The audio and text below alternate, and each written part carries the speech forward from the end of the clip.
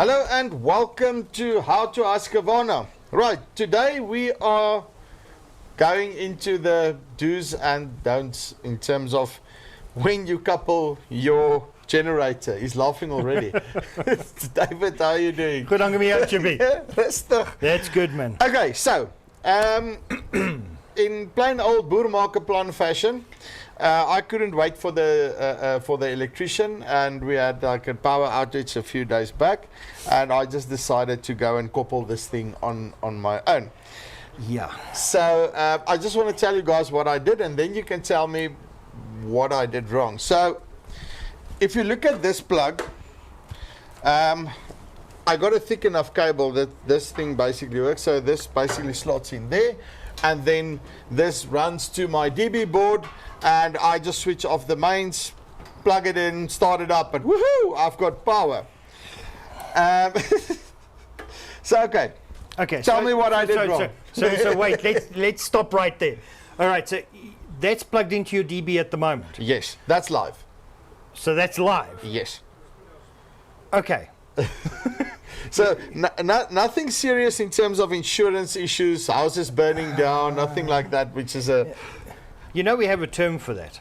I'm listening. We call it a suicide plug. Okay, yeah, so my suicide plug, that's why it's hanging there very gingerly on the back of the frame. On its all right.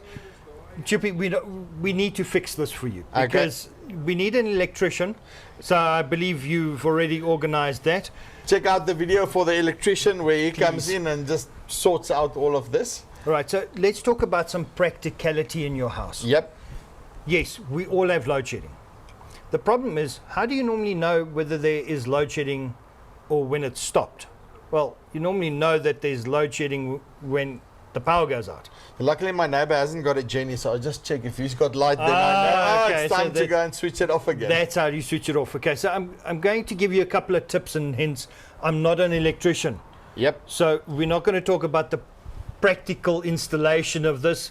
I believe I'll leave that to him. But what will I need to overcome all of this? But this is what we're going to talk about. So first thing that I'm going to suggest is a little light that we're going to put in on your DB board. Okay. Why would I want a light on my DB board? So what's going to happen with that light? You're going to ask your electrician to connect it so that when Eskom is in, the light is on. Yeah. Ah, okay. So when Eskom is off, then the light is off. Then the light is off. So you don't have to check. If your neighbor now gets a new Husqvarna generator, you now can see whether there's actually power or not just by looking at your DB board. Yes. Right. And also it's a lot safer because then you know when there's power or not. Correct. And you know when your suicide plug is not safe. Yeah, hopefully getting rid of that one. Yeah, we need to get rid of that one. Right, then we need a switch. Yeah. So what we want is we want a switch that breaks from Eskom so that there's no power through your through your house, and then you go over to your generator. You don't want to be standing at your DB board going, eeny, meeny, miny, mo. Did I switch the right ones off? I'm with you. Okay. Just for interest's sake, I don't know if you guys can hear the chainsaw there, but that's what happens when you don't sharpen your chain properly. All right, so now what we want is we want a changeover switch. Now, there's a lot of different versions. This is the one I brought for you because I suspected something wasn't quite right. So what the changeover switch does is your mains comes in and your generator comes in. Your mains goes out and your generator goes out. So when it's on the upright position like it is there, let's say they've connected the mains to the top. When I put it down to the center, no power through your house. Everything is off. Everything is off. Then if I put it down to the bottom, the generator switches on. Now we have a separation between Eskom and your generator. So then I've got Eskom, off, Jenny. Correct. Off, Eskom. Correct. So there's no possibility of your Eskom being on and you forget to switch the mains off on your DB board. I'm with you. And you end up blowing up your brand new generator. Either or, not both. Either or, not both. But this is only part of it. Remember, these are floating earth generators. So right over here, there is an earth connector. Yes. This generator needs to be earthed properly if you connect it to your house. Okay. And therefore, we need an electrician. I'm with you. But wouldn't that just, if I put in that plug here, because I've got on the plug, I've got my live neutral and the earth, doesn't it then earth through my house, the generator or whatever, this needs to be earthed on its own? This needs to be earthed on its own. Yep. Your house has an earth leakage. And by the way, you know what I just realized? That's what the new F&B logo looks like. It looks like an F. So, sorry, okay. it just came to me just now. So yeah, Right. if you were wondering the same thing, now you know. That's where you've seen that logo before. Okay, so that is not the F&B logo, that is the earth signature. All right, so your electrician needs to earth your generator, and therefore you need an earth spike. Yep. Okay, and your electrician will guide you on what the thickness of cable is and how to do that. But you need to do that as well. And am I correct in saying all of these things affect the warranty on your machine at the end Correct. of the day? If you're Because you don't want this to go poof. Well, this is what we're finding. We have Boer plan. Yes. He connects it to the house very much similar to what you've done. Eskom comes back and he does the changeover. Doof. And instead of the generator generating power, it now receives power and ends up burning the alternator and hurting the machine itself. It blows different components depending on how quick or how slow they realize they've made a mistake. But you don't want to hurt your generator because then you're on permanent load shedding. Yeah.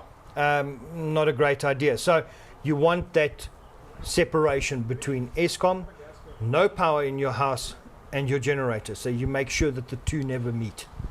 I'm 100% with you because that, yeah, when you get the power from the one side and the other side, then it just, and this is unfortunately a little bit weaker than the power station. That's correct. They can around put the a corner. lot more through than what this can put back. And okay, right. So that's more or less for the house, making sure that that is correct. But very important, get an electrician to go and do that. Not my Boeremakkerplan type No, story, please don't. because first of all, you will not have a warranty if something happens to the machine, and also something might happen to you in the process as well. Yes, and you could actually burn your house down. That's the other thing, and then we're going to get a very happy insurance company to Yes. go and sort that out. Yes. So then also I just want to make sure quickly, we've got these two other plugs on here as well. All right. And so what are they for? This would be, that goes basically in there, and then you connect, this goes with a cable to your house, and then Correct. here I've got different plugs which Those- can go in there. Okay, so I just want to check quickly. Aha! Just need to look in the box. okay, so these plugs are, this is a standby generator Yeah. that we use in field. So you're not going to be running thick cables unless you're pulling something really heavy. So this is, if you're going camping, for instance, you need a couple of lights in the caravan or around the tent, or you want to play the radio, whatever the case may be. These are the plugs you're going to be using. Yep. So their ampage rating is a lot lower than your blue plug. Your Okay, blue I'm plug with you. can handle a lot more current. So blue plug, you said 32 amps? 32 Those? amps, these I believe are 16 amps each. Okay. Yeah, so they will work basically on a normal lead cable. This is those a type of normal lead cable 10, plug. 15 amps, those types Yeah. of things. Okay, and then that's just for outside, and that's basically bringing the mobile piece of this to the party. To the party, yes. And in that, just plug it in, there we go. If you've got an overload, you said that it will basically, Yeah, this is so- basically the breaker. That's the breaker. It will kick out if you do overload it. But you'll notice this might have two plug points on it, Yes. but it still has an earth. Okay. And as you'll see here, it's got two plug points that go in and an earth at the bottom. Please remember to connect your earth to this. So if I use this as a mobile unit, do I still need to earth it there, or is it not No, necessary? as a mobile unit, you won't need to earth it because Yep. you're going to be moving it around. Yeah. It's not practical to put in a big earth spike every time. Let's say we're working on a construction site and you need to use the generator. You're not going to be hitting an earth spike in everywhere else. But this is then used for that purpose. And this is what they were actually designed for, is to give you power where you don't have power. 100%. Awesome. Now, David, thank you very much. Thank you for my lesson. So, go and get something like this. Get a proper electrician to come and install this thing.